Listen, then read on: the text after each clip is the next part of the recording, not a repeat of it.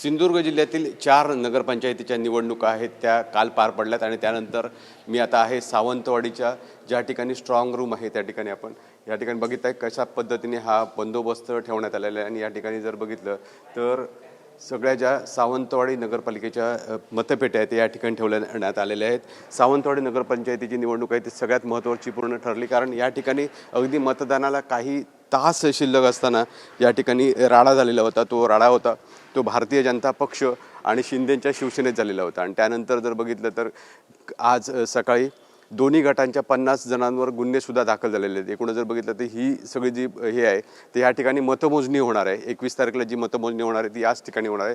सावंतवाडी नगरपालिकेची जी निवडणूक आहे त्याची मतमोजणी कशा पद्धतीने होणार आहे 20 फेऱ्यांमध्ये ही मतमोजणी होईल आणि त्यासाठी अशा पद्धतीने हा रूमसुद्धा तयार करण्यात आला आहे। खरं तर 3 तारखेला म्हणजे आजच होणार होती मतमोजणी मात्र ती पुढे ढकलण्यात आली आहे।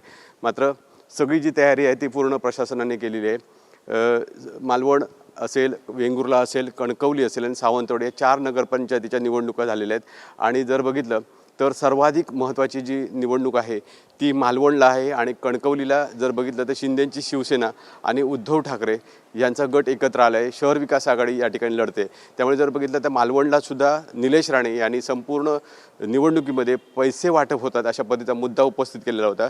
त्यामुळे जर बघितलं तर मालवणची निवडणूकसुद्धा महत्त्वाची आहे। त्यामुळे 21 तारखेला काय रिझल्ट येणार हे पाहणं महत्त्वाचं आहे। मात्र जर बघितलं तर आता मतपेट्या कशा पद्धतीने सुरक्षित ठेवण्यात आलेल्या आहेत त्या आपण पाहिलेल्या आहेत। विकास गावकर, TV9 मराठी, सिंधुदुर्ग, सावंतवाडी।